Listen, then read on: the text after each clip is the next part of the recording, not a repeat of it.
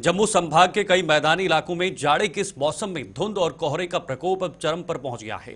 बात करें जम्मू पठानकोट हाईवे की तो वहां आज घनी धुंध और कोहरा वाहन चालकों के लिए मुसीबत साबित हो रहा है। ट्रैफिक पुलिस ने भी मौसम की इस मार के मद्देनजर एडवाइजरी जारी कर दी है।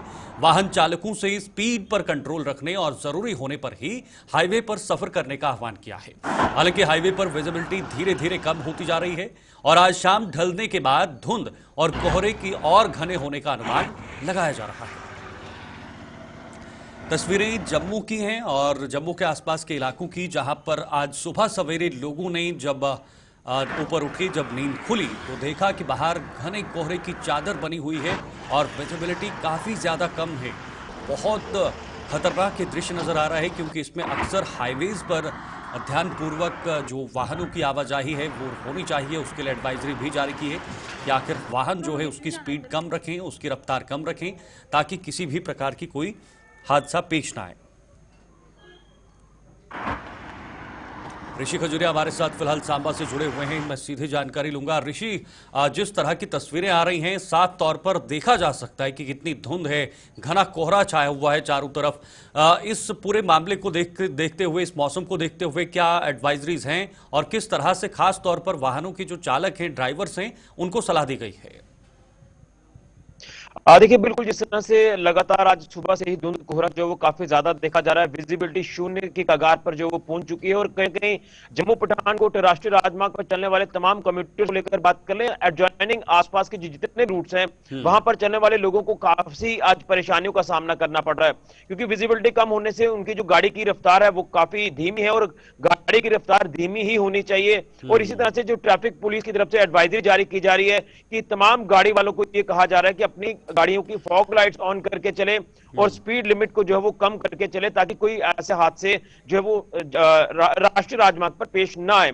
उसी को लेकर हमने भी कुछ तस्वीरें अपने कैमरा में कैद करने की कोशिश की है, जो तस्वीरें आप स्क्रीन पर दिखा रहे हैं। तो आप अंदाजा लगाएं कि जिस तरह से आज धुंध कोहरा इतना ज्यादा है तो अभी आने वाले दिनों में ऐसा लग रहा है कि और ज्यादा धुंध कोहरा जो वो पड़ सकता है क्योंकि आप ये भी कह सकते हैं कि सर्दी इस बार थोड़ा सा लेट नजर आ रही है क्योंकि जिस तरह से हमने हर साल की जनवरी का जो स्टार्टिंग का वक्त होता है उसमें धुंध कोहरा काफी ज्यादा होता है, तो पिछले दिनों में धुंध कोहरा इतना ज्यादा नहीं था।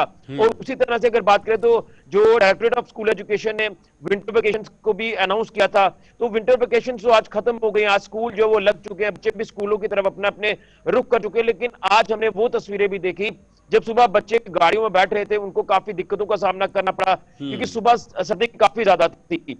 लेकिन अभी का अगर आपका मुद्दा भी दोबारा से यहाँ बड़ा मुद्दा इस वक्त बना हुआ है, लोग मांग कर रहे हैं कि बच्चों की छुट्टियां बढ़नी चाहिए।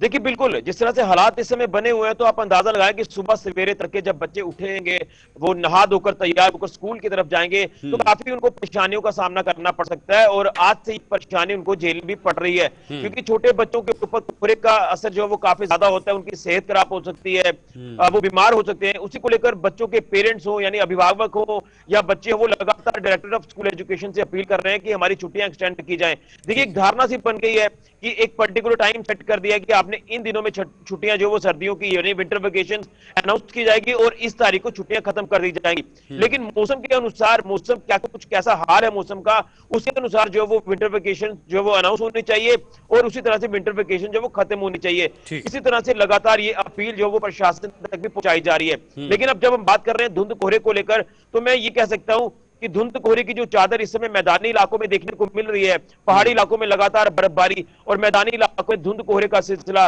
जम्मू हो, कठुआ हो, उधमपुर, रियासी, तमाम अलग अलग एडजॉइनिंग एरियाज में यही आज हाल जो वो साफ तौर पर नजर आ रहे हैं। और लोगों से कहा जा रहा है, अपील की जा रही है कि गाड़ी की स्पीड को कम करके गाड़ी चलाएं और तमाम जो प्रोटोकॉल्स हैं हाईवे पर चलते हुए, जो भी आपको प्रोटोकॉल्स फॉलो करने हैं उन प्रोटोकॉल्स को फॉलो करते हुए आप लोग अपना सफर कंटिन्यू करें क्योंकि हमने अक्सर देखा कि धुंध कोहरे की जब बात आती है तो गाड़ियों की स्पीड होने के कारण कई बार हमने हादसे देखे हैं। तो इस चीज से किस तरह से बचना है, ट्रैफिक पुलिस जो लगातार एडवाइस लोगों को कर रही है, लेकिन एक खासी परेशानियां हो सकता है कि शाम तक दोबारा से ये देखने को मिले परेशानी। मैं जिस समय आपको अपडेट कर पा रहा हूं तो अभी भी शीतलहर, तेज हवाएं जो वो चलना शुरू हो चुकी हैं। कुछ देर पहले बीच में थोड़ी सी सूर्य की किरणें जरूर नजर आई थी, लेकिन एक बार फिर से अगर मौसम विभाग की माने तो अभी कितने दिनों तक ये दृश्य देखने को मिल सकता है, ये कोहरा जो है वो देखने को मिल सकता है? क्या अभी मौसम विभाग का अनुमान देखिए है?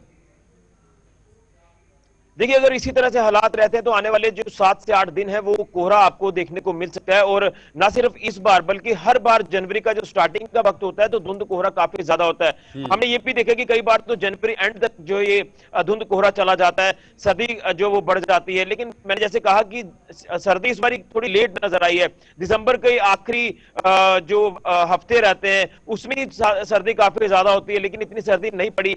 लेकिन अब जिस तरह से सर्दी ऐसा लग रहा है कि दस्तक दे रही है, दोबारा से शीतलहर चल रही है, तो ये एक चिंता का विषय हर वर्ग के व्यक्ति के लिए बन सकता है। देखिए छोटे बच्चों को कितनी प्रॉब्लम है, हमें दिक्कतें आ रही हैं तो छोटे बच्चों को कितनी दिक्कतें आ रही होंगी। ये चीजें हैं जिसको लेकर मुझे लग रहा है कि एलजी प्रशासन और चीफ मिनिस्टर उमर अब्दुल्ला को जो है संज्ञान लेना होगा और डायरेक्टरेट ऑफ स्कूल एजुकेशन को कोई दिशा निर्देश जारी करके विंटर वेकेशन को एक्सटेंड करने की कोई ऐसी मुहिम जो शुरू जरूर करनी होगी इस धुंध कोहरे को देखते हुए, सर्दी को देखते हुए। बिल्कुल ऋषि, और भी लोगों के पास क्या विकल्प हैं खास तौर पर इस ठंड से बचने के लिए, क्योंकि ठंड लगातार बढ़ रही है, दिन प्रतिदिन ये ग्राफ जो है ऊपर जाता हुआ नजर आ रहा है, तो क्या विकल्प हैं और किस तरह से विकल्पों का इस्तेमाल अभी लोग कर रहे हैं? देखिए विकल्प यही हो सकते हैं कि खासतौर पर अगर तो मैं बच्चों को लेकर सबसे पहले कहना चाहता हूं, अगर विंटर वेकेशन एक्सटेंड होती हैं तो बच्चे अपने घरों पर रहेंगे, सेफ रहेंगे, सुरक्षित रहेंगे, सर्दी से बच पाएंगे। और पेरेंट्स भी बच्चों का खास ख्याल घरों पर रखते हैं। लेकिन जब स्कूल वो इन दिनों में जाएंगे तो स्कूल में जब वो क्लासरूम में बैठेंगे तो ठंड का उनको जो वो एहसास होगा और ठंड से वो बीमार हो सकते हैं।